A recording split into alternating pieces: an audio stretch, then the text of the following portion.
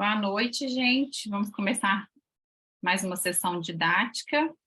Hoje, agradecer aqui a presença do Pedro, que vai falar para a gente sobre cuidados intensivos no paciente idoso. Agradecer a Alice também, que fez o convite a ele, está internacionalmente nos acompanhando aqui na reunião. Obrigada, Pedro, é todo seu. Boa noite, pessoal. Meu nome é Pedro.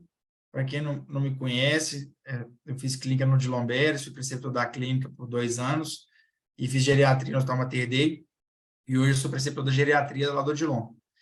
E aí, o objetivo dessa aula, qual que foi o nosso fator motivacional a fazer essa aula? É a nossa percepção subjetiva de que, em alguns casos, nós estávamos omitindo chance de diagnóstico, de chance terapêutica para nossos pacientes, e, em outros casos, a impressão também subjetiva de que a gente estava fazendo intervenções para mais. E a gente queria entender a partir de onde que nós vamos tomar nossas decisões para encaminhar nossos pacientes ao CTI, para a gente fazer algumas intervenções específicas do paciente no CTI. E é um tema extremamente relevante para a gente da geriatria, eu imagino que tem outras pessoas da geriatria, porque a nossa especialidade é uma especialidade que a gente engloba muito o cuidado global do paciente. Então, às vezes, as intervenções que são feitas dentro do próprio CTI, nós participamos também da decisão de fazer ou não. E aí é interessante a gente ter a gente ter um ponto de partida da onde a gente tomar as decisões. Parou de passar aqui. Oi.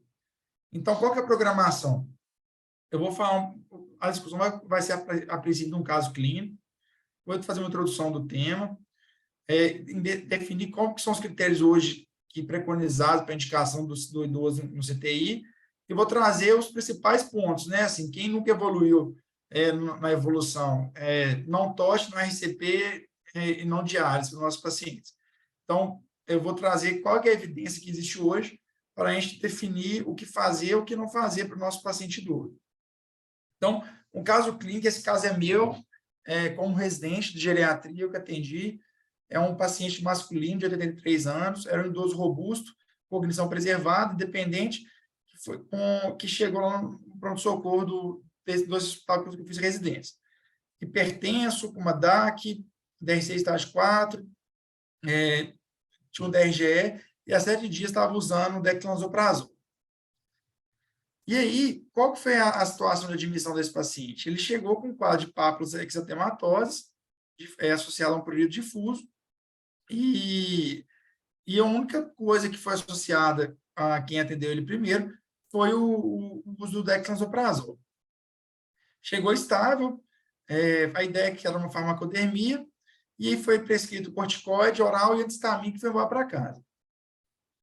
Esse paciente volta no outro dia, com uma piora importante na progressão das lesões, após o início do corticoide.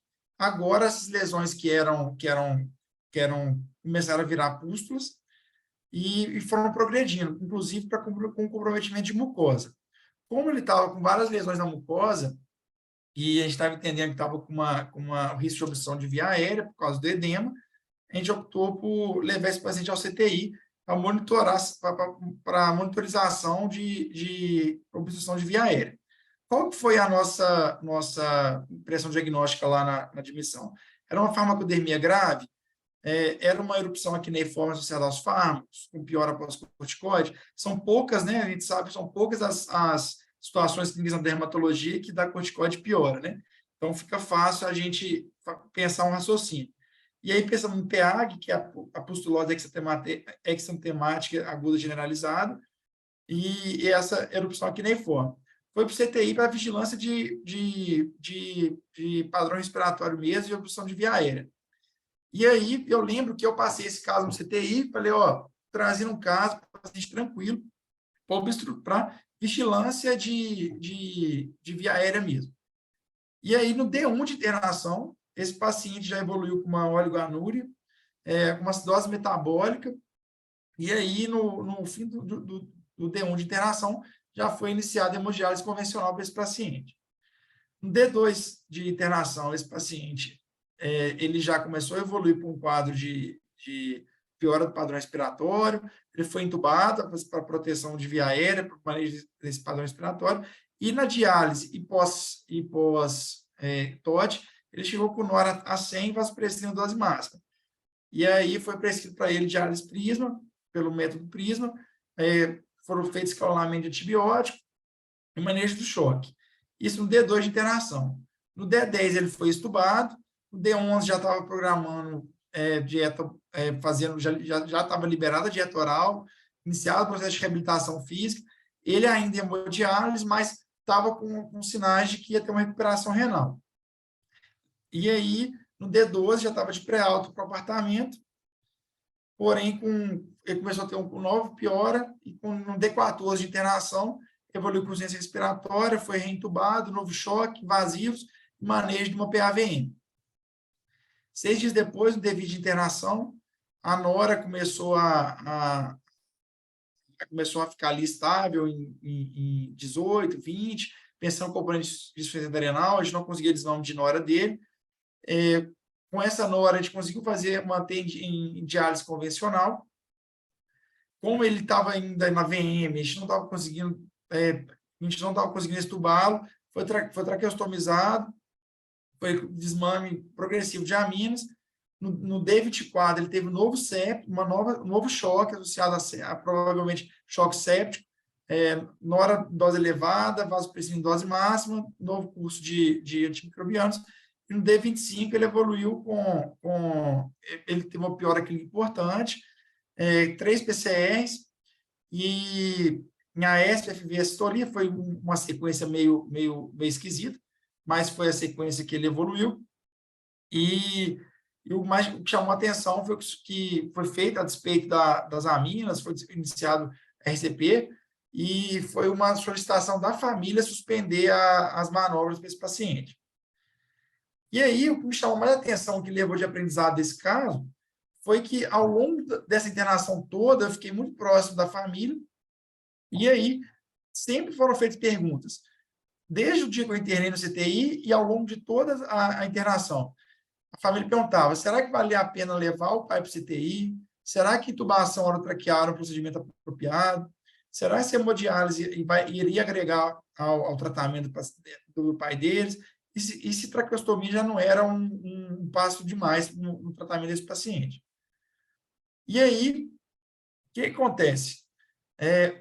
Quando a gente está falando dos extremos, né, assim, nós somos todos muito treinados para definir logo para que lado nós vamos caminhar. Se vai ser um paciente de suporte de enfermaria, se vai ser um paciente com cuidados plenos, se vai ser um paciente com suporte não invasivo. Só que aquele paciente que está na metade do caminho ali, a gente não sabe. Né? Assim, a gente não tem ainda... É algo que sempre gera um desconforto. E aí, para conseguir responder essas perguntas da família, que eu estava na dúvida, que eu fiquei com muita dúvida na época, e depois revendo o caso, eu também vejo que eu poderia ter feito melhor, eu fui no sumário de evidências e trouxe o que a gente consegue fazer o que eu poderia ter feito melhor nesse caso. Então, uma breve introdução. Hoje, os idosos com mais de 85 anos, né, que são super idosos, representam 20% das internações em CTI, e que alterações fisiológicas do envelhecimento vão levar a uma maior vulnerabilidade para desfecho negativo. E aí, hoje, existe uma falta de evidência sobre o que deve ser feito nesses pacientes, existe uma falta de evidência incluindo superidosos, e, intuitivamente, quem trabalha em CTI, trabalha em sala de urgência, foram levando a partir de evidências, né, indiretas para guiar o seu melhor cuidado. E aí, alguns estudos hoje já mostram que incluir geriatras na equipe, né, da própria terapia intensiva, no manejo de doses e estados críticos, traz melhores desfechos. Isso aqui não é um geriatra que não ganhar emprego, não. Tem alguns estudos que mostram isso, e, inclusive, alguns serviços no mundo já incluíram um fluxo diferenciado de pacientes geriátricos, tanto no CTI como no serviço de urgência. E aí, quando a gente vai definir fazer um plano de cuidados para o nosso paciente, eu imagino que vocês, quem da equipe horizontal ainda mais quem está ali no poli, na urgência, tem uma maior dificuldade ainda de fazer esse plano de cuidados, a gente tem que guiar por vários fatores: a fragilidade do paciente, a dependência, a vulnerabilidade, as múltiplas comorbidades, a baixa reserva, e também, eu não pus aqui, mas é importante falar, o suporte social. E uma coisa que a visão já da geriatria do idoso em terapia intensiva quando a gente está vendo nosso paciente ali no CTI, a gente está vendo muito mais que a sepsis, muito mais que a doença renal, muito mais do que a doença cardíaca descompensada. Eu tenho que pensar lá na frente, porque essa vai ser a minha responsabilidade depois, esse paciente receber alta do CTI. Hoje, eu tenho que indicar aquele paciente, o que eu posso fazer para prevenir a perda funcional, como que eu posso fazer para a manutenção da cognição e funcionalidade desse paciente após essa internação. Eu tenho que fazer uma prevenção contra as síndromes geriátricas no hospital, com, por exemplo, delírio, e eu tenho que fazer um cuidado de transição apropriado do CTI para o apartamento. Então, hoje, a gente tem várias estratégias, de ponto de vista geriátrico, que nós podemos fazer com o idoso dentro do próprio CTI, para a gente evitar essas complicações e trazer o melhor desfecho. Vou dar um exemplo simples. Assim, outro dia, eu fui no CTI, eu vi um paciente meu, ele estava extremamente confuso, ele estava entubado, extremamente confuso, e com a presença do cuidador, mas tendo que ficar contido, porque ele estava querendo arrancar o tubo, querendo arrancar a sonda. E aí, eu fui conversar com ele, já conheci esse paciente lá de visita domiciliar, e aí eu vi que ele estava sem óculos, que esse paciente ele estava sem o aparelho auditivo dele, e ele estava ali mantendo uma sedação de RAS-1, RAS-0, o objetivo dele ali naquele momento. O que eu fiz? Pedi para trazer o óculos, pedi para botar o aparelho auditivo, pedi para tirar a contenção, desde que a cuidadora ficasse o dia todo ali com ele, uma cuidadora que ele conhecia. No outro dia, eu cheguei no CTI, esse paciente estava de óculos, o aparelho dele, ele quietinho, sem contenção, de mão dada com a cuidadora, vendo televisão. Então, assim, isso é entubado. Então, são pequenas intervenções que a gente faz, a gente pode trazer um melhor desfecho para o paciente na internação. E esse é um conceito que a gente tem que trazer antes de iniciar as outras discussões, que é o conceito de fragilidade. Quando a gente fala quando vocês veem nossas evoluções lá, idoso frágil, idoso robusto, nós temos alguns critérios objetivos para definir esse fenótipo do paciente. Não é na olhada, né? A gente tem alguns critérios. O critério mais utilizado do ponto de vista acadêmico é esse que eu trouxe para vocês, é o proposto por Frisch de 2001. A gente olha o perda de peso, percepção de autoexaustão, baixa atividade física, baixa velocidade de marcha, redução de força de pressão palmar. Quem pontua 3 pontos ou mais é frágil, 1 ou 2 pré-frágil, quem não pontua é robusto. É muito difícil aplicar esse fenótipo, né, em paciente que está hospitalizado. Como que você vai botar um paciente para caminhar, você vai olhar a velocidade de marcha? Como que você vai botar ele para responder um questionário, ele está confuso? Vai fazer a força de pressão palmar. Mas é só ter um norte para a gente guiar nosso raciocínio ao longo da condição da internação. Muitas vezes, né, nós da geriatria, a gente já fez essa avaliação de fenótipo antes de paciente internar. Então, eu sei qual que é o basal desse paciente. E aí, vamos discutir cada um dos pontos que eu citei, quando levar para o CTI, quando de KVM, quando dialisar, quando definir falência terapêutica. E aí entra num ponto polêmico, principalmente na rede pública, onde a gente tem que fazer um gerenciamento de leitos, quais os critérios que eu tenho para indicar o paciente, levar o paciente para o CTI ou não. Essa é a recomendação da AMIB, e recomenda que o objetivo do CTI é prestar o atendimento a pacientes graves de risco, desde que ele tenha uma probabilidade de sobrevida e recuperação, uma demanda de assistência médica contínua e aqueles pacientes que demandam recurso bem especializado.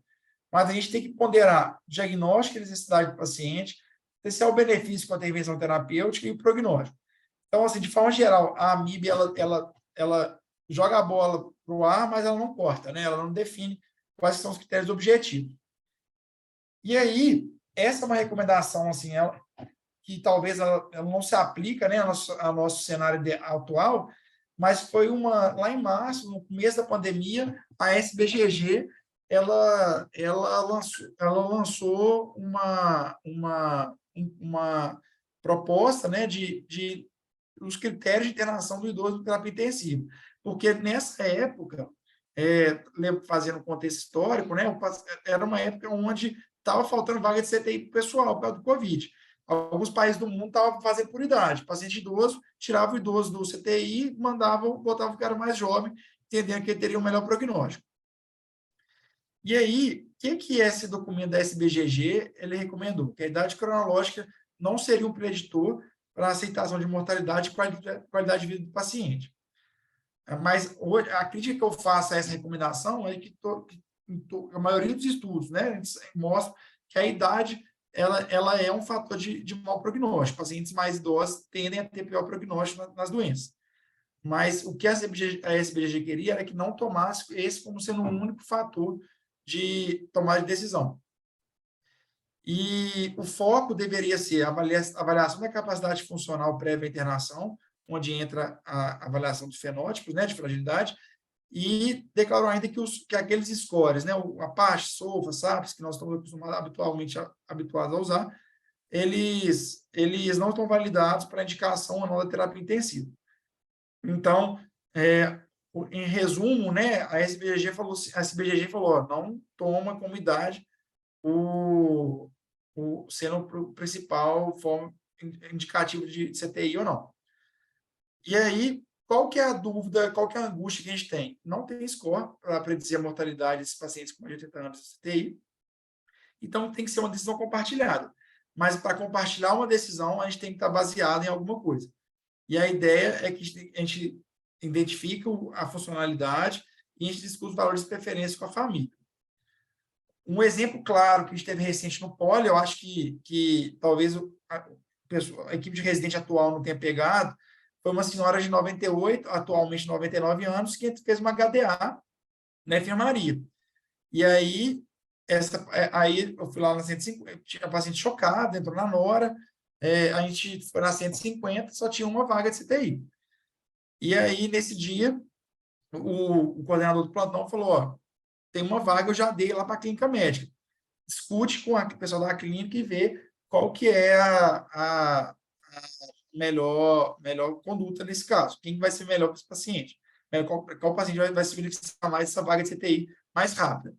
E aí eu fui discutir com a preceptora da clínica, e aí a vaga que tinha sido dada era um paciente, era uma cirrose hepática etanólica, child C, no paciente etilista ativo, com piora da função renal. E aí a gente chegou à conclusão junto, que a despeito da baixa idade do paciente, a minha de 98, na ocasião, ela tinha um melhor prognóstico. Por quê? Essa paciente era robusta, ela não tinha comorbidades, ela não tem comorbidades, e então a despeito da idade avançada, muito avançada, ela se beneficiaria da vaga de terapia intensiva naquele momento. Então, da parte de indicação ou não de terapia intensiva, é muito individualizado, a gente tem que tentar entender qual que é a funcionalidade, o fenótipo daquele paciente, e um grande desafio, principalmente o pessoal que trabalha está no CTI, e ainda mais quem está na urgência, é entender qual que é a funcionalidade daquele paciente que chegou para vocês. Como que vocês, emergencistas, vão chegar para o paciente que está ali que o SAMU entregou ali na sala de urgência, lá no Poli, como é que vocês vão entender qual que é a funcionalidade? Às vezes chega sem família, paciente com quadro cognitivo, às vezes ele está em delírio, ou é um paciente com quadro demencial, como é que você vai entender a funcionalidade? Então, hoje já estão sendo estudados alguns outros scores para definir, ali na sala de urgência, qual que é o prognóstico daquele paciente no final. Então, a gente cabe uma outra discussão sobre isso, né? Mas o foco é indicar a terapia intensiva baseada na funcionalidade e fenótipo de fragilidade desse paciente. E quando devemos indicar a VM ou intubação para o paciente geriátrico? Esse é um tema extremamente polêmico. Eu acho que no final nós vamos fazer as discussões e nós vamos entender se realmente a evidência que eu trouxe é a melhor e se a gente tem se é suficiente para a tomada de decisão. Eu acho que antes de falar da intubação em si, a gente tem que entender o paciente geriátrico como sendo um paciente de 60 anos e o céu é o limite. Eu tenho paciente de 103 anos que é robusto e tem paciente de 68 que é frágil. Então, a gente tem que entender esse amplo espectro de paciente geriátrico. Então, antes da gente definir as intervenções. Então, sobre a intubação, uma intervenção com eficácia variável e com múltiplos desfechos possíveis. O que é isso? Eu posso entubar o paciente, ele não chocar, ele pode ter uma evolução boa, ficar bem adaptado, ele pode ficar mal adaptado na VM, ele pode fazer fazer um choque viril depois da intubação. Esse paciente, eu posso entubá-lo, eu posso extubá-lo em 48, 72 horas, ou como posso nunca estubá-lo. Então, os desfechos são múltiplos, né? E predizê-lo é cada vez mais difícil. Existe uma falta de evidência para a tomada de decisão, e hoje a discussão que mais se tem nos estudos é em relação à mortalidade após a intubação. Mas para a gente da geriatria, mais que a própria mortalidade, eu quero entender qual vai ser a qualidade de vida desse paciente. Vou pegar um paciente nonagenário. Qual que é o desfecho que importa mais para mim? Mortalidade ou qualidade de vida? Certamente qualidade de vida. A mortalidade é importante, mas ela é secundário em relação à qualidade de vida. A gente tem que entender que esse momento de indicação ou não é um momento extremamente de angústia e dúvidas, né? Geralmente, a família geralmente não, né? Muito comumente a família difere entre si em relação à visão da situação. Às vezes, mesmo você explicando, fazendo reunião, tem visões diferentes e que geram uma insegurança no médico que está ali para tomar a decisão. E aí, baseando-se naquela velha máxima, né, de que a decisão deve ser sempre compartilhada. Mas vocês vão ver, assim, que ainda mais quem trabalha no setor privado, que a família, né, demanda cada vez mais motivos na hora de você tomar uma decisão e compartilhar essa decisão. Por que você está falando isso? Por que morre mais? Por que piora a qualidade de vida? Então, a gente tem que ter um respaldo sobre da onde a gente está tirando a nossa opinião. E aí eu fui procurar da onde que eu posso trazer, onde que eu posso buscar alguma evidência para me ajudar na tomada de decisão.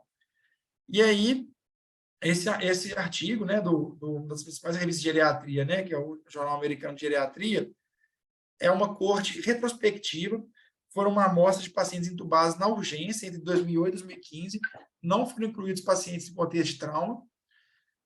Foi uma coorte americana, e os participantes foram 35 mil participantes com mais de 65 anos. As principais causas de admissão: sepsis, HDA, IC, pneumonia, rebaixamento sensório, ou seja, é o que a gente vê no nosso pronto-socorro, que a gente vê lá no POLE.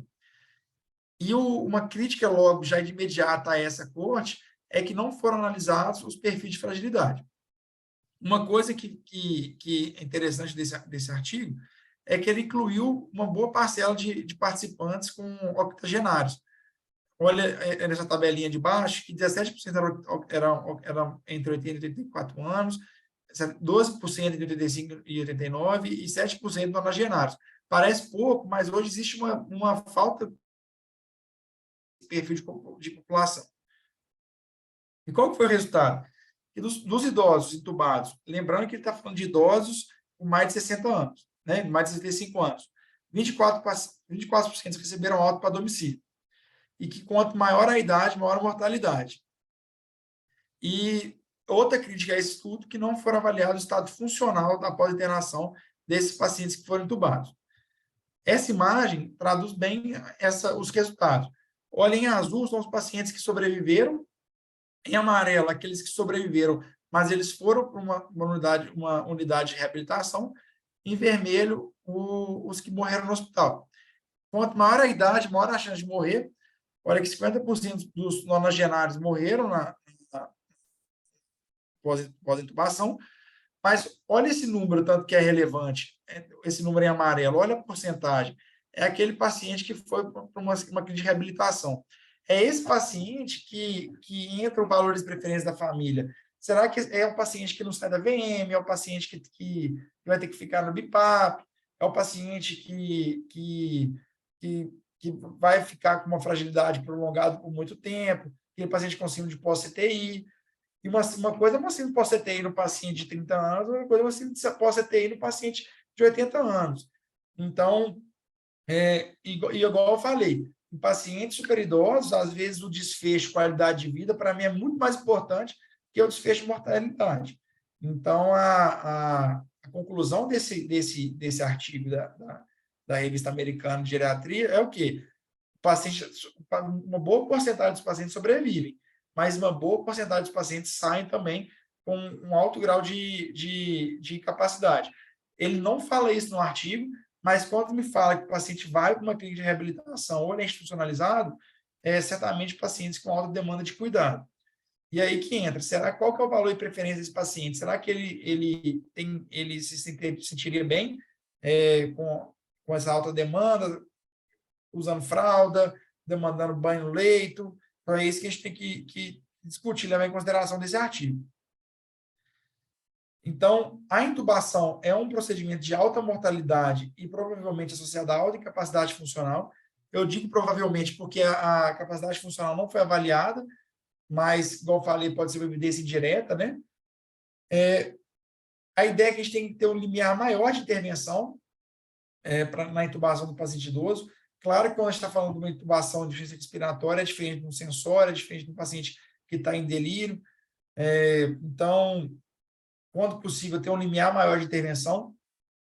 Utilizar, sempre que possível, medidas não invasivas. E lembrar que o desfecho, qualidade de vida deve ser sempre prioridade. Eu trouxe esse dado porque é um valor e preferência de vários pacientes, inclusive no meu R de clínica eu tive um paciente assim, que 35% dos pacientes que sobrevivem não desmamam da VM. Eu lembro que eu tinha uma paciente no meu R1 de clínica, que era que ela tinha esse valor, ela não queria ficar na VM. E aí foi bastante desconfortável na época definir o plano de cuidado dessa paciente. Então, falando agora da hemodiálise. E aí, quando iniciar a hemodiálise em contexto de IRA no paciente idoso? Eu destaquei que é insuficiência renal aguda, porque o paciente agudo, o raciocínio é totalmente diferente do paciente crônico, né? Que em relação à fragilização, em relação ao prognóstico, mas em relação ao contexto agudo. 50% dos pacientes críticos desenvolvem insuficiência renal aguda. A gente sabe, aquele paciente octogenário, que tem uma creatina de 1,5 basal, só dele olhar para a micacina igenta, a creatina já vai para 2,5, né? E aí, então, a gente sabe, esse é um dado que vai muito com a nossa prática lá do dia a dia do hospital, que a alta parcela dos pacientes idosos vão evoluir com uma insuficiência renal aguda. Os idosos são mais suscetíveis a desenvolver a IRA. Alguns estudos mostram que pacientes com mais de 60 anos têm 8 vezes mais chance de piorar a função renal na interação. E esse dado também é relevante, que idosos apresentam recuperação mais lenta e têm uma maior chance de progressão para a doença renal. Por que eu estou falando isso? Aquele paciente nosso que é um DRC estágio 3B, DRC estágio 4, que internou por sepse, a gente teve que dar Lapoli e Merivan. Por causa da van, ele evoluiu com uma disfunção renal. Ele tem muito mais chance de progredir para uma hemodiálise e não sair dessa hemodiálise do que um paciente jovem. Então, é um contexto que a gente tem, é um conceito que a gente tem que carregar junto com a gente. E aí, a hemodiálise não é um procedimento isento de riscos. Talvez esse é um dos maiores desafios quando a gente vai falar de hemodiálise com as famílias, né? Que tem a questão do implante de CDL. Não, tudo bem, é um acesso que é botar em mim. Eu posso ficar, a sua pressão pode abaixar durante o procedimento. Bem, dá um remédio para subir a pressão. Pode ser que você passe mal na hemodiálise, você não consiga sustentar. Mas a gente tem outros parâmetros objetivos para falar para o paciente. Fala assim, seu pai vai botar um catéter. Esse catéter ele pode complicar, ele pode infectar, ele pode fazer pneumotórax. Esse catéter ele pode falhar, ter que funcionar de novo. O idoso ele tende a estabilizar muito mais durante a hemodiálise. Seu pai na hora da hemodiálise, a pressão pode abaixar muito, eu tenho que dar remédio para subir a pressão, eu posso ter que botar esse paciente na VM por causa disso. Esse paciente tem maior chance de ter discrasia sanguínea. Então, o procedimento de hemodiálise no paciente idoso é um procedimento muito mais mórbido do que no paciente jovem. Então, isso deve ser também ponderado na hora da gente discutir a disfunção renal, a indicação de hemodiálise no paciente idoso. E aí, esse artigo publicado no Jornal Brasileiro de Nefrologia, em 2019, ele buscou responder exatamente nossa pergunta. Se diálise em contexto agudo mudaria ou não o desfecho dos nossos pacientes. Foi uma coorte retrospectiva de janeiro de 2012 a dezembro de 2014, onde foram 329 pacientes com mais de 60 anos divididos no CTI que fizeram uma IRA, no Hospital Geral lá de Maceió. E aí eles compararam a mortalidade do tratamento conservador, sem diálise, e o tratamento com hemodiálise. Só uma observação importante, né? A diálise desse paciente foi uma diálise tradicional, de 2 a 4 horas, nenhum paciente usou prisma, e desses pacientes que foram admitidos, o dado foi que 28% precisou de hemodiálise durante a internação. E aí, a nossa amostra tinha uma boa parcela também de pacientes octogenários, mais de 30%, evento raro, igual eu falei, com uma média de idade de 75%.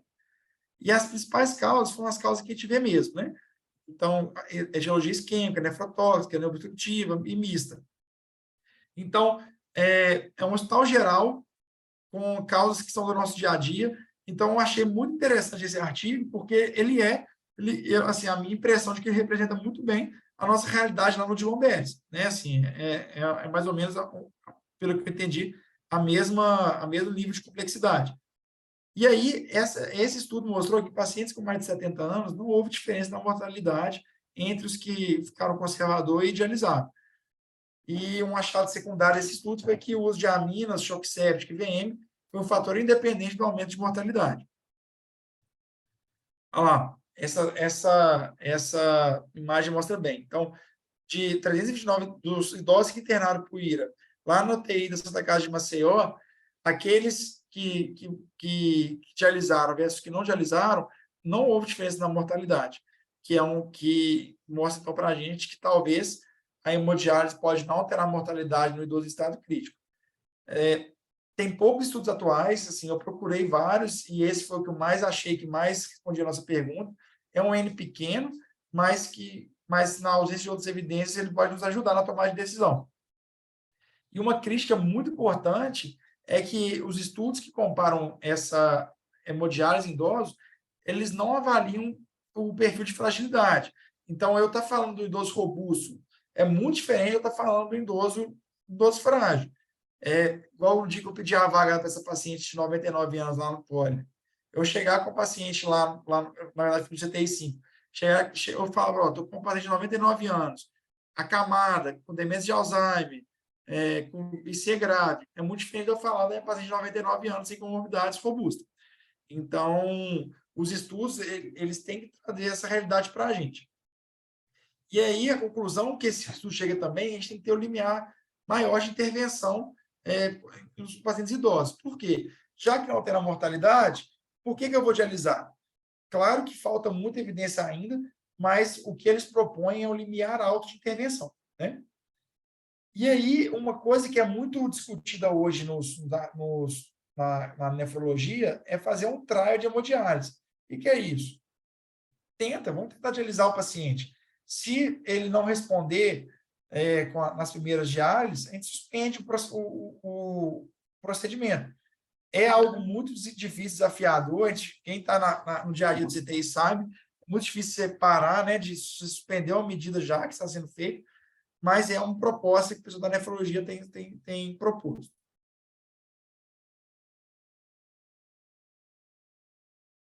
Esse estudo também da American Geriatric Society mostra a RCP. E aí, vamos reanimar nossos pacientes idosos ou não vamos? E esse estudo foi muito interessante, que ele avaliou a RCP em pacientes com mais de 80 anos. A primeira coisa que esse estudo mostrou, eles foram 611, é um estudo multicêntrico, com pacientes de mais de 80 anos, foram 611 PCRs estudados. E aí, o que ele mostrou? Primeira coisa que ele quis mostrar, se o médico que estava atendendo a PCR, ele considerava apropriado, inapropriado, ou ele não sabia emitir uma opinião sobre aquilo. Então, dos médicos atendendo a PCR, 52% considerado apropriado fazer uma reanimação no paciente de mais de 80 anos, 18% considerou inapropriado e 29% soube não dizer. Não sabe dizer se era a sua opinião. E aí, qual que é a porcentagem de pacientes pós-PCR que receberam alta? Daquelas PCRs consideradas apropriadas à reanimação, 3% foram para casa. Das consideradas inapropriadas, 1,9% foi para casa. E da considerada certa, também 1,9%. Ou seja, uma sobrevida muito baixa, né? E aí, esse dado aqui é mais alarmante ainda, porque essas PCRs que eu estava falando antes, só foram PCRs que aconteceram na rua. E aí, eles analisaram também as PCRs que aconteceram em instituições de longa permanência. Dessas instituições das ILPIs, 44% foram consideradas apropriadas e 28% consideradas inapropriadas. E desses pacientes que foram considerados apropriados, 0% receberam alta para domicílio. Ou seja, das PCRs que foram feitas nas ILPIs, 0% depois foram para casa. Claro que é uma amostra muito pequena, mas é um dado que chama a atenção de um possível, né, iatrogenia que se faz, né? E aí, qual que é a conclusão que esse estudo, que esse artigo traz para a gente? Que a probabilidade de um bom desfecho em pacientes com mais de 80 anos é de 2,1%, uma probabilidade muito baixa. E que, a despeito do prognóstico ruim em pacientes de PCR em pacientes octogenários, hoje existe ainda uma impressão de quem está atendendo a PCR que aquilo é uma intervenção apropriada. Hoje, 50% consideram uma intervenção apropriada e 18% julgam que é uma intervenção inapropriada. Ou seja, uma boa parte da população, dos médicos, né, que estão atendendo PCR, nos idosos, entendem que realmente reanimar aquele paciente com mais de 80 anos é apropriado. Assim, eu acho que é muito difícil a gente falar da formação, né, de outros países, né? Eu sei que a nossa formação dos emergencistas daqui de Belo Horizonte, né, nós clínicos, né, a gente tem o cuidado paliativo, ele entra, né, ele está inserido na formação, né? Então a gente tem uma visão possivelmente diferenciada em relação a outros países. E aí, qual que é o limiar para determinar a falência terapêutica? Que é extremamente desafiador, né? Assim, o paciente está lá entubado, o paciente está na VM em parâmetro alto, dialisando, o cara não tolera diálise, eu estou tendo que fazer uma lei de um choque séptico refratário. Qual que é o ponto que eu vou falar assim, gente, não deu certo, tentei e não deu certo. Alguns critérios, né? Pacientes sem desmame eficaz da ventilação mecânica, a gente viu isso muito no COVID, né? Assim, pacientes que não saíam da VM, nem chegavam perto de sair, acabavam infectando. Paciente com ausência de melhora hemodinâmica ou metabólica após hemodiálise, aquele paciente que você mandou para terapia de disfunção renal, mas que não melhorou. Pacientes sem despertar após PCR, AVC ou trauma, ou pacientes que não conseguem desmame de aminas. E aí, o que ele sugere? Que nesses casos onde a gente está identificando que tem uma refratariedade, considerar não somar novas intervenções terapêuticas invasivas, que é o que habitualmente é feito, né, na terapia intensiva. E aí, uma discussão que a gente tem que ter. Dispositivos invasivos, né, eles alteram a sobrevida ou só aumentam o sofrimento na fase final de vida? Essa é uma visão muito individual, né, de cada um, mas, a princípio, né, esses dispositivos, eles trazem muito desconforto, né? E aí, determinar falência terapêutica é extremamente desafiador. Eu acho que depois os horizontais podem trazer esse conceito para a gente, mas se trazer trazer essa nossa opinião da equipe assistencial para a família é muito difícil, né? A gente sabe que algumas coisas não são delegadas à família de forma alguma, mas que eles entram no processo de decisão, né, de tomada de decisão. E aí, eles viram pacientes, né, que estavam em cuidados de vida no CTI, o que a família entendia como sendo um bom cuidado médico? Comunicação de boa qualidade, incorporar os familiares para fazer as decisões compartilhadas e controle adequado dos sintomas em fase final de vida. Então, na opinião da família, você conversar bem, você incorporá-los nas decisões terapêuticas E não deixar a família sofrer é o que determina uma boa satisfação no cuidado. E aí, voltando ao caso clínico, né? Como que seria hoje, né? Assim, a minha resposta, depois de eu ter acabado a residência, entrado na preceptoria, qual que seria a minha resposta? Muito provavelmente, foi certamente muito diferente do que eu falei lá atrás. Será que vale a pena levar meu pai para o CTI? Ó, lembrando que era um idoso robusto, sem comorbidades que indicassem fim de vida. Eu responderia sim, vale a pena levar. É um idoso robusto que pode beneficiar das medidas do CTI. E em relação à intubação, é um procedimento apropriado para o meu pai? E aí, a minha resposta seria também que sim, acredito que sim. Só que eu traria essa resposta mais expondo aquilo, que a despeito da alta mortalidade, né, naquele momento, alta mortalidade e alta possibilidade de capacidade pós-extubação era uma situação reversível, era um edema era uma reação anafilática, né, que a gente estava que a gente manejando bem, a gente conseguiria tirar ele daquela situação, mas que deveria ser passado para a família a imprevisibilidade dos resultados, né? E fazer uma lesão compartilhada.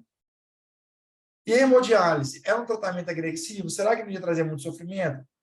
Eu ponderaria que a hemodiálise é um tratamento agressivo, mas que era um paciente com alta funcionalidade e que, se nós optássemos por dialisar, a gente teria que iniciar a hemodiálise, talvez, num sistema de trial, que era observar a resposta e ver qual que seria, se ele melhoraria com 48, 32 horas diárias. Talvez dialisar a prisma não seria uma intervenção apropriada. E a traqueostomia? Naquele momento, era uma intervenção que plausível? Será que valeria a pena progredir no tratamento? Ele é uma situação muito especial, porque a gente precisaria desmamar da ventilação mecânica, porque ele estava recorrendo sempre novas infecções, a gente entendendo que era associada à ventilação mecânica. Então, a traqueostomia seria uma forma de fazer ele sair da VM, mas a gente teria que entender também que ele tinha uma chance de nunca mais sair da traqueostomia, e se esse era o valor e preferência dele. Então, era isso. Eu trouxe um caso clínico onde, depois de eu estudar, montar a aula, eu mudei totalmente minha forma de pensar. Eu trouxe a evidência, assim, eu busquei exaustivamente a melhor evidência para trazer para essa discussão, porque eu sei que se eu não trouxer a melhor evidência para a nossa discussão do Odilon, eu vou ser crucificado. E eu acho que vale muito a pena a discussão, eu acho que vale a pena a gente ter ponto de vista do horizontal, do CTI, do emergencista, da visão a minha visão foi de um geriatra do setor privado aqui de Belo Horizonte, querer ver a opinião do geriatra também em outro estado. Eu acho que vale a pena a discussão aí.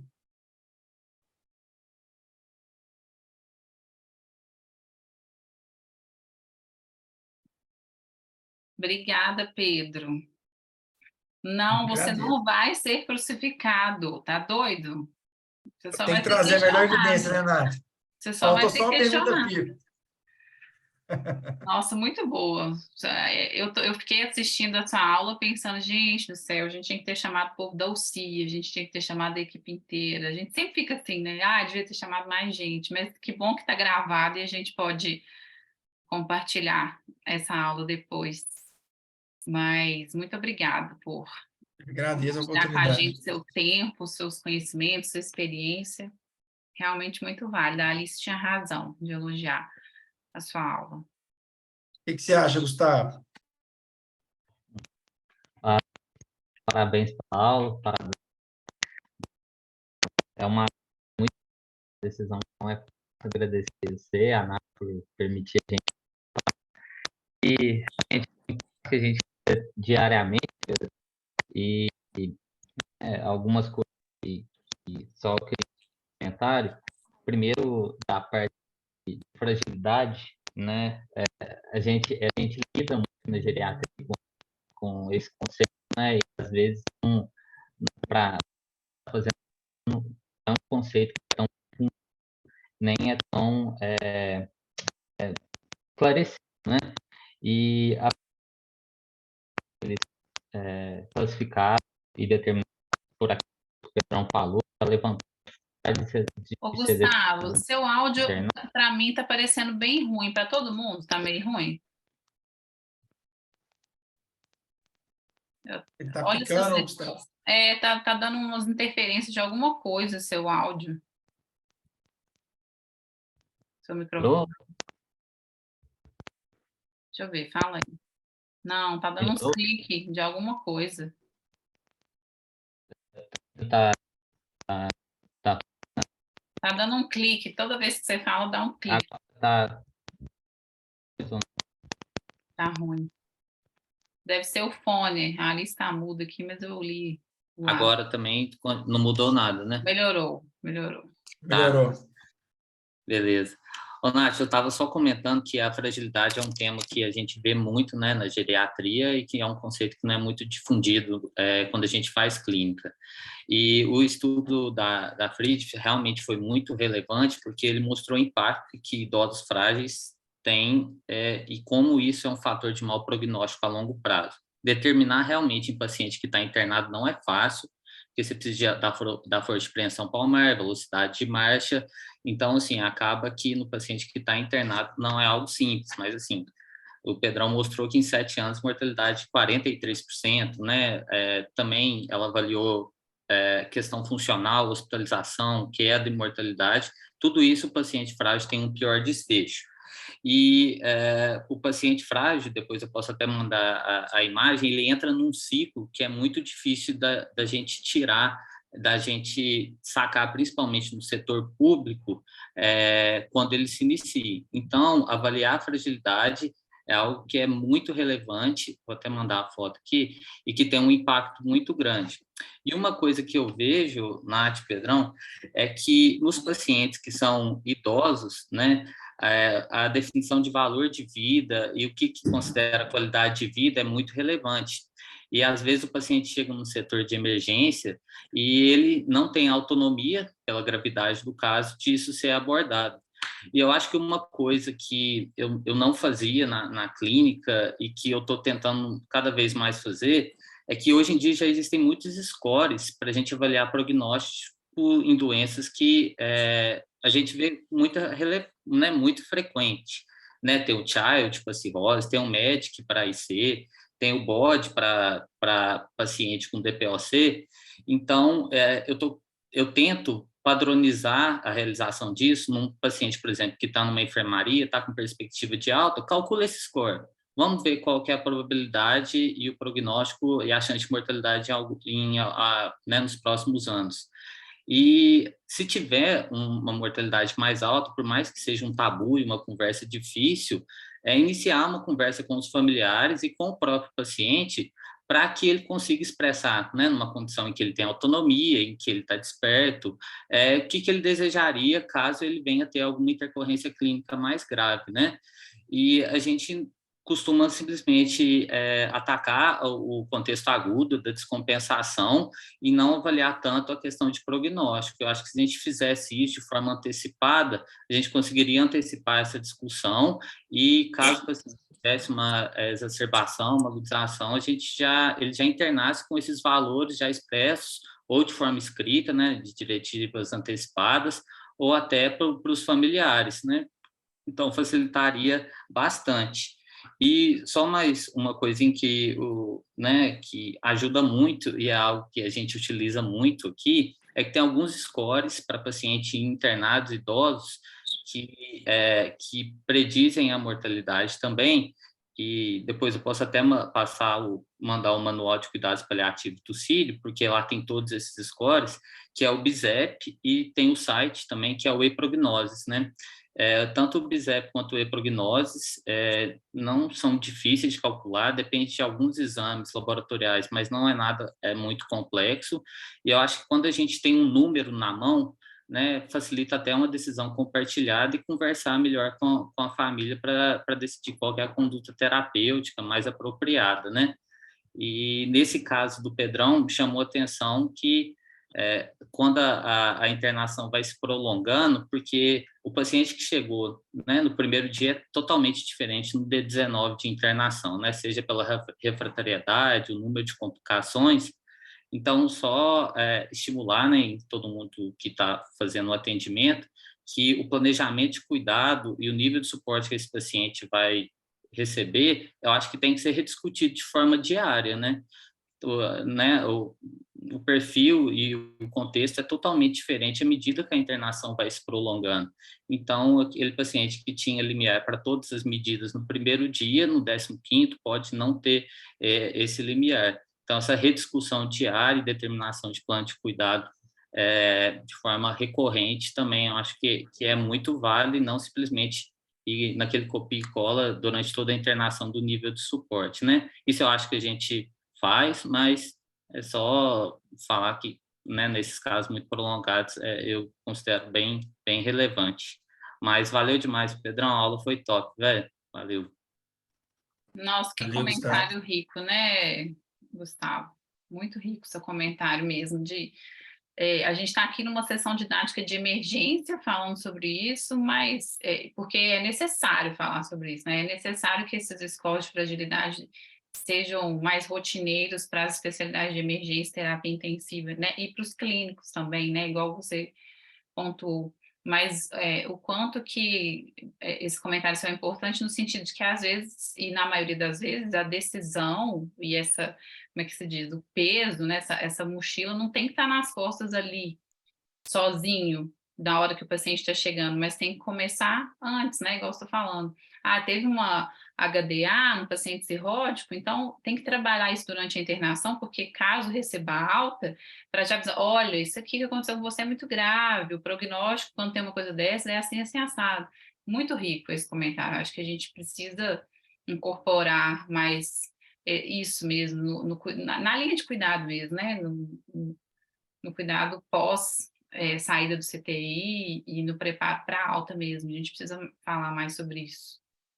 É uma covardia, né, se chegar pro emergencista, pro intensivista horizontal, e deixar, ó, a decisão é sua. Sendo que a paciente, eu vejo ela no ambulatório, no meu consultório, tem 2 anos, a família tem o telefone de todos os filhos, e aí a decisão vai ter que ser sua, né, assim. O médico assistente ele tem que ter um papel, ainda mais em casos assim, ali no CTI, para ajudar a tomar a decisão, na sala de urgência, porque é covardia para quem não conhece o paciente antes, tem que tomar a decisão ali. Às vezes Vale dá, né? super, Às vezes é necessário começar, e a gente precisa incorporar mais isso. O Pedro falou, né, na aula, quanto que incluir um geriatra na equipe faz diferença. Viu, Pedro? Viu, Gu? Temos vagas na emergência, temos Estou vagas pedindo no emprego, você entendeu? É indireta, né, Nath? Não, Meu eu passe está barato. tô amando essa indireta. Temos super vagas, vocês são super bem-vindos. Estou ansiosa com a reunião para admitir vocês na equipe. Mas é isso, nós precisamos aproximar e fazer mais sessões assim para a gente estar muito integrado, né? Eu sempre defendo no pronto-socorro quanto, meu Deus, geriatra é necessário. Todo mundo, eu indico geriatra para todo mundo. Aqui, ó, o que esse paciente está precisando? Um geriatra. Se tivesse um geriatra, não estava aqui no pronto-socorro, porque essas dúvidas seriam sanadas ou seriam planejadas lá. É muito interligado, né? Fala, Alice, diretamente de Aruba. Tá dando para ouvir? Tá. Primeiro, obrigada, Pedro, pela aula. Eu estava com um paciente no CTI, eu não sabia o que fazer. Eu falei, Pedro, você tem alguma coisa? Eu tenho uma aula. Ele me mandou a aula, eu falei, não, apresenta essa aula para a gente precisa. E aí foi ruim porque eu não consegui fazer o que eu queria fazer com o paciente depois que eu vi a aula dele, mas tudo bem. Mas vida que segue. Alguns pontos assim de quem recebe esse paciente e dali para frente quem toca e quem tem que tomar algumas decisões. Eu acho que um ponto-chave que talvez venha um pouquinho com o que o Pedro falou foi entender também o que você está indicando para o paciente naquele momento. Igual ele fala, o paciente já é um DRC estágio 4, a chance de você indicar e daquilo se tornar permanente para o paciente quando ele é idoso, essa chance é muito maior. Então, se o paciente não era dialítico até então, no momento que você indica diálise, parabéns, você provavelmente vai deixar esse paciente ali por diante. Ou você tem que agir como se esse paciente fosse ficar dialítico. Então, a sua intervenção eu intubo sabendo que eu tenho uma chance muito maior de eu não estubar do que se fosse um paciente jovem. E aí, quando a gente indica isso, sempre pensar, hoje, na condição não aguda, esse paciente seria candidato a diálise? Se esse paciente é candidato a diálise, eu tenho muita dificuldade de não indicar a diálise fora do contexto agudo. Então, se fosse o idoso com 80 anos e entrar num programa dialítico, ok, eu tenho muita dificuldade em não indicar a diálise para esse paciente. Só que o inverso também é muito importante. Esse paciente que eu vou passar o catéter nele aqui agora, na melhor condição dele, antes do agudo, ele não estava vindo para mim. Eu dialisaria esse paciente? Se não, eu acho que eu tenho que repensar a minha conduta. Isso é uma parte de bom senso que, assim, mais ainda eu preciso avaliar. E quando eu não tenho todos os dados necessários, ou da fragilidade do paciente, ou do prognóstico daquilo, ou da consequência da minha intervenção, se eu não faço, eu considero omissão de chances, porque eu tenho poucos estudos e eles não são robustos no nível de evidência ok de deixar de fazer. Eu sei que eu aumento mortalidade, só que os estudos não são consistentes o suficientes para eu deixar de indicar, porque não teve análise de subgrupo, não tem como fazer nessa população. E outra coisa que eu tenho muita hoje, assim, é uma coisa que eu acho mais importante. Aquele tempinho que o pessoal perde de só colocar para a gente lá no prontuário subtópico de grau de dependência, de uma escala de fragilidade, seja qual for, qualquer uma que você use, já ajuda a gente a entender, é muito importante, poupa tempo, poupa recurso e não omite chance para o doente. E não é padronizado, esses pacientes não chegam para a gente com o subtópico de grau de dependência. Então, é uma coisa pequenininha que, às vezes, o tempo que você vai lá conversar com o que aconteceu, só pergunta e documenta, porque, às vezes, demora muito tempo para a gente chegar nisso. E aí, o tempo foi tubo, o tempo foi diálise, que a gente não tem tempo para perder. Mas, muito obrigada, a aula é excelente. Valeu, Alice. Obrigado pela oportunidade. E isso é na anamnese inicial mesmo, né? Assim, no mínimo, você não precisa conhecer bonitinho os títulos dessas escalas de fragilidade, mas no mínimo fala assim, aqui, ó, funcionalidade, anda sozinho, cuida da higiene pessoal, cognição, sozinho, assiste um jornal e sabe falar o que se trata. Não precisa, né? O mínimo, assim, quando chega. Eu acho que é isso. Tem que dar um panorama aqui, ó, o que é que tem aqui que eu conheço de funcionalidade, de cognição, é o mínimo, né? Aí a geriatria traz essas coisas mais elaboradas que a gente tem que aprender todo dia mesmo. Fiz até uns prints aqui para deixar umas notas para quando eu estiver dando plantão, mas eu acho que vocês têm que ajudar a gente mesmo, sabe? Trazendo aqui, ó, o que você deveria ter nas suas notas durante seu plantão para te ajudar a tomar a decisão. Isso, né? Acho que essa aula é um convite para isso mesmo. Sofia, eu já estou sofrendo aqui quando você não for mais residente, como que nós vamos fazer? Fala. Eu vou continuar assistindo às aulas. Ótimo, mais tranquilo agora, então. Primeiro, aula excelente do Pedro, né? Como sempre, surpreende ninguém. Saudade de ver o Vilela também, que tá sumida, esses R+ que somem. Mas o que eu queria falar é porque a gente estava discutindo um assunto parecido essa semana no Cuidados Paliativos.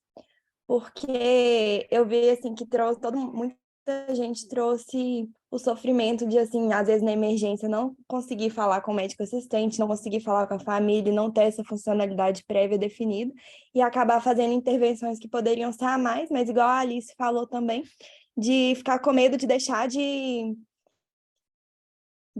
ofertar uma chance para o paciente que depois ele teria indicação. E acho que uma coisa que a gente conversou essa semana no Cuidados Paliativos que pode trazer uma certa tranquilidade é que as intervenções, elas são revogáveis também. Igual o Vilela falou também, da mesma forma que o nível de suporte pode mudar durante a internação, as indicações de intervenção também podem. E aí, às vezes, isso é uma coisa que para a equipe é mais difícil de entender, emocionalmente muito mais difícil você tirar uma intervenção que já foi feita do que você deixar de indicar uma intervenção, mas que eticamente falando é equivalente. Então, a gente tem que ter essa tranquilidade no coração também, de falar assim, às vezes ali na porta, no momento de urgência, no momento que eu não consegui conversar com a família, eu fiz uma intervenção, mas eu posso voltar atrás também. Sabe uma coisa que é um aprendizado que eu tive no setor privado e que nós somos lá, não é porque é bonito se fazer, é que nós somos cobrados a fazer isso.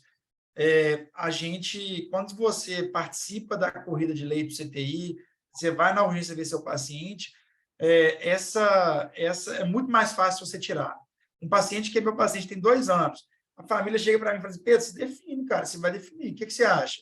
Eu falo assim, baseado nisso, eu acho que está na hora de parar a diálise. Por exemplo, teve uma paciente que a gente estava discutindo agora há pouco, numa outra aula, é um nonagenário, muito nonagenário, 98 anos, que entrou na diálise. E aí, eu virei médico assim, dessa paciente depois da diálise. E aí ela já estava em terapia de insuficiência renal e fragilizou bastante. Chegou a um ponto que ela fragilizou a um ponto que eu falei, gente, acabou, a gente tentou alguns meses, não dá mais, acabou aí. Só que quando você tem você faz isso com os seus pacientes, né? Assim, você está ali ativamente todo dia na corrida de leite, você está ali na enfermaria todos os dias, a família te vê como referência. É muito difícil, assim, eu tenho aquela família para atender. O Horizontal CTI tem 10 famílias para atender. Então, assim, eu acho que o grande ponto, né, principalmente nos idosos frágeis, ou caso da clínica, que são mais especiais, é você botar a cara lá todo dia, pegar a notícia, dar a notícia para a família, você continua sendo médico assistente, independente do setor que o paciente está.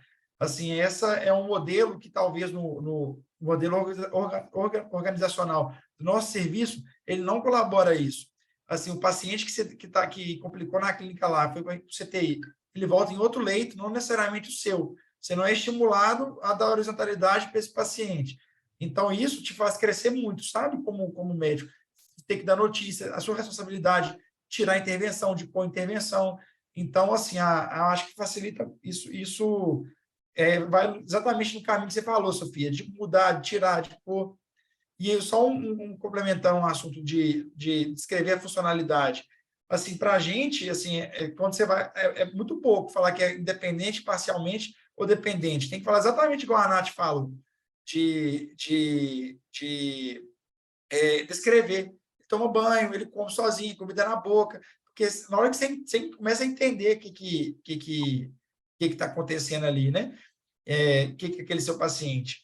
Uma outra coisa importante, eu acho de falar também, que eu não falei, e eu lembro direitinho, Nath, foi uma aula que você deu para a gente de sepse, no meu R2. Aí eu perguntei, assim, e o paciente sepse, eu ponho ele onde? CTI ou na enfermaria? Você falou assim, depende. Depende onde o Survive Sepsis Campaign não fala isso. Ele fala que ele precisa ser reavaliado. Então, não é porque... Aí eu guardei isso e é uma coisa que eu guardo hoje para mim. Eu uso muito tanto no Odilon como no meu outro serviço. Eu estou com um paciente ali, ele tem essa demanda. Eu vou conseguir suprir essa demanda na enfermaria? Não vou, porque eu vou precisar reavaliar. Então, às vezes, eu posso botar um paciente de 80 anos no CTI, por exemplo, lá para fazer VNI intermitente. Eu não vou conseguir fazer uma VNI intermitente ali na enfermaria da mesma qualidade que eu faço com o fisioterapeuta que tem 10 vezes para ele cuidar. E aí, essa é uma outra coisa também, que a gente não precisa ser 880. Eu acho que é uma liberdade que no Odilon a gente tem muita liberdade disso, porque a gente já conhece todo mundo ali no Odilon, que é eu chegar para o horizontal e falar assim, eu não acho apropriado a gente entubar essa paciente, mas vamos fazer a VNI, pega a pia, liga o Niprid nela, vamos vasodilatar, vamos ver se melhora. Eu acho que isso a gente tem muita liberdade ali no Odilon de fazer isso, desde que a gente converse, explique e também participe da tomada de decisão, né? Mas eu acho que só corroborando o que você falou, Sofia, quando a gente tem papel ativo, mesmo o paciente não estando no seu setor, esse paciente é seu. Ele não existe esse paciente, né? Então, você facilita muito a tomada de decisão. É muito difícil para uma paciente, para um médico ali, que é o horizontal e o emergencista, tomar uma decisão, sendo que ele não tem vínculo com a família, ou um vínculo que é de 15 minutos ali na passagem de plantão. Eu tenho paciente que está com você, que fica 2 horas nessa consulta, daqui 3 meses volta, fica mais 2 horas. Você tem vínculo com a família, os filhos têm seu telefone, todo mundo. Eu acho que é muita covardia nossa passar essa responsabilidade para o intensivista e para o emergencista. Eu acho que é uma coisa que a gente pode melhorar no nosso serviço. Assim, nós, como médico assistente, quando você criou o vínculo, você vai lá no CTI e fala assim, Nath, faz isso não, que isso aí é besteira. Eu lembro que essa de 99 anos que eu levei para o CTI, eu falei, Lineu que estava à tarde, vai com voadora de 2 pés, essa paciente é boa. E aí, e essa paciente, ela voltou no meu ambulatório, 99 anos, andando para um lado para o outro, sabe? Então, eu acho que é exatamente exercer o papel ativo para você indicar e contraindicar as coisas, né? E do ponto de vista ético também, né, Pedro? O médico assistente, ele pode definir. Ninguém de equipe de CTI, nem de emergência, é médico assistente do paciente. Médico assistente é que ele vai acompanhar o paciente do momento que ele for admitido ao momento que ele tiver alta. Então, se o Pedro está lá, o paciente é dele, ele me falou, Alice, é suporte invasivo. Ele chegou cedo e falou, Alice, é 98 anos, mas o paciente é ótima. Na minha evolução, eu estou indicando, ela é suporte invasivo. Se ele que já tinha o vínculo, ele tinha feito a avaliação, a menos que eticamente haja alguma coisa muito discrepante entre avaliações, eu sou respaldada de agir como o Pedro falou. E é esse o papel do médico assistente, é aquele que acompanha o paciente durante toda a internação. Existe o médico assistente por segurança do paciente, né? Então, o papel aí do geriatra nessa população não tem valor para a gente, não, é imensurável. Isso, de fato, é bem diferente, né, do mundo privado para o público, assim, isso aí nós temos que aprender mesmo, né, a extrapolar os limites, né, que ficam pré-definidos ali. Eu sou da enfermaria, eu sou do poli, eu sou acho que tem que integrar mais, e tem muito a ver com o que você falou aí, né, Pedro? Fico feliz de eu ter contribuído, que você está lembrando de uma aula minha de sepse. Meu marido já me zoa, que até ele sabe dar aula de sepse, de tanto que eu dou aula de sepse. Mas a gente precisa desmistificar isso mesmo, né? Não é porque entrou para o CTI que ele ganhou automaticamente um pacote de PIA, de catéter, de hemodiálise. Não. Tem hora que o melhor lugar para ele vai ser o CTI, mesmo que já esteja definido que ele não vai ser entubado, que não vai ser isso, que aquilo, né? Não é que entrou pelaquela porta que já tem um pacote de definições de maldade ou de outras coisas. E isso tanto para emergência quanto para CTI. Não é porque eu estou indicando entrar na sala vermelha que isso ou aquilo e já estou definindo que vai dialisar, vai entubar, não. Às vezes o melhor momento para ele, alguns dias, vai ser lá, porque vai usar uma dobutamina que vai permitir que ele vá embora e vai aumentar a qualidade de vida. Então a gente tem que quebrar esses mitos mesmo, essas barreiras que culturalmente foram colocados, né? Eu estou adorando a discussão, mas ao mesmo tempo um pouquinho preocupado com o horário, e não posso terminar uma sessão que envolve geriatria e um assunto tão importante sem pedir o Reginaldo para fazer um comentário final, alguma consideração final aqui.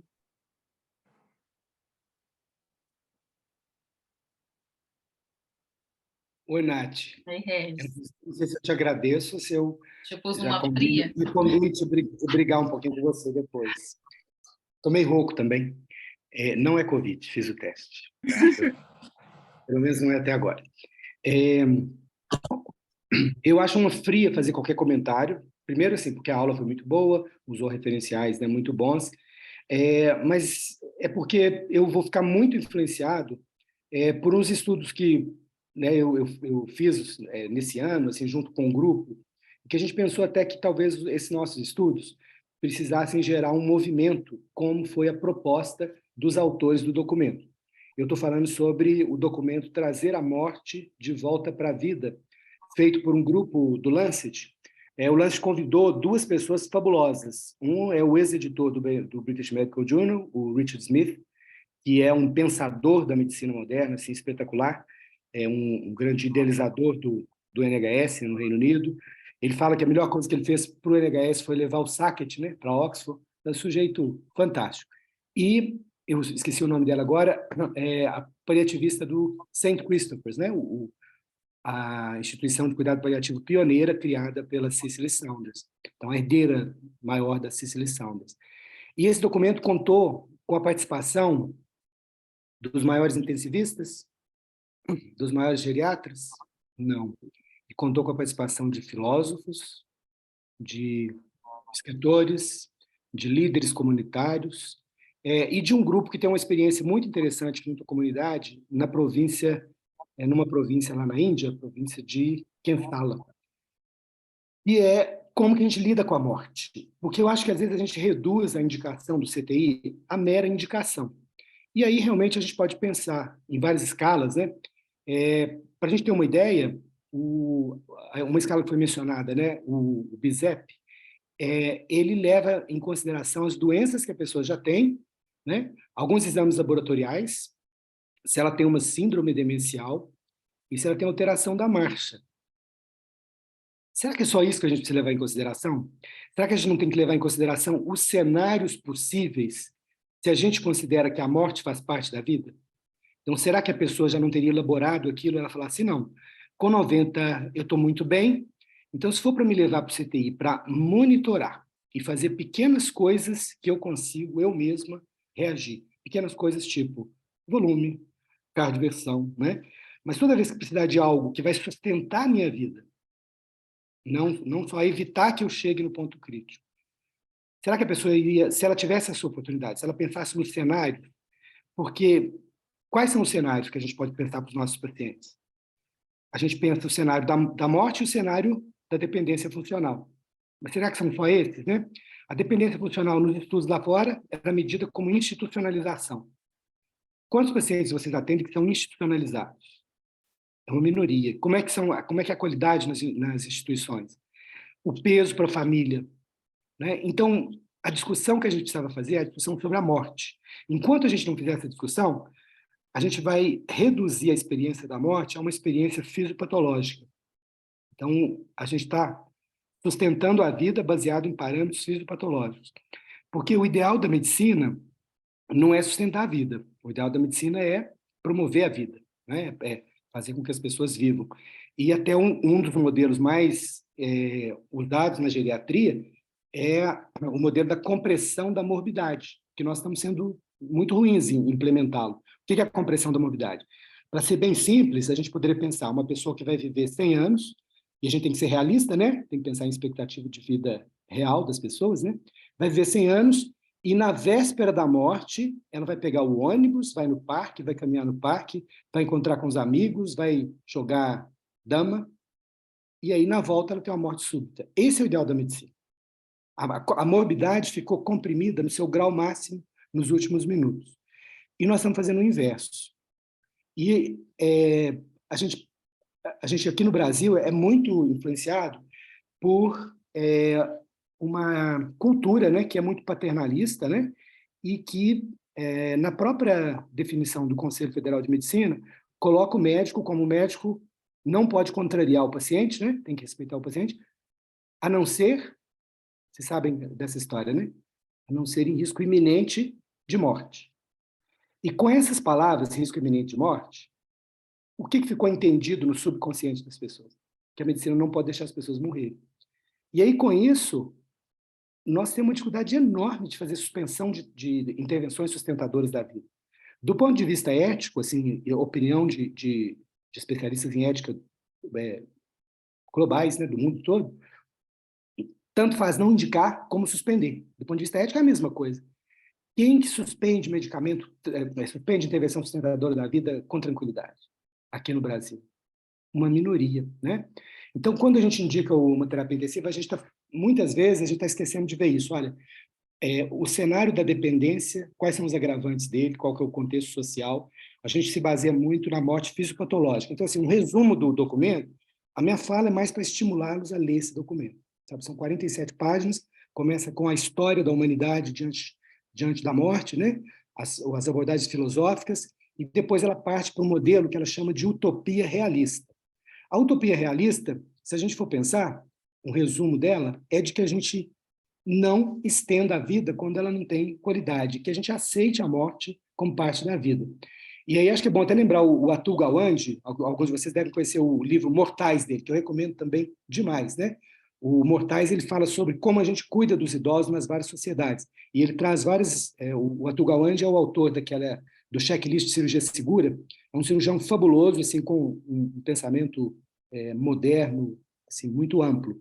Nada reducionista. Nada fisiopatológico. E ele faz uma provocação que ele escutou do médico que cuidou do pai dele. E a provocação é a seguinte: há momentos que a gente tem que ter mais medo da medicina do que da morte. A morte faz parte da vida. Ela vai acontecer algum dia. só que a medicina pode torná-la muito mais dolorosa, muito mais penosa para o próprio paciente, para os cuidadores, né? Os cuidadores que às vezes são pessoas que vão ter que deixar o emprego, vão se sentir culpadas, vão ter que adaptar a sua casa, vão ter que parar de viver para cuidar de uma pessoa que às vezes não está vivendo, né? Não está ali. Então, desculpa assim, se isso pode assustar muita gente, porque fica parecendo assim que é um julgamento, né?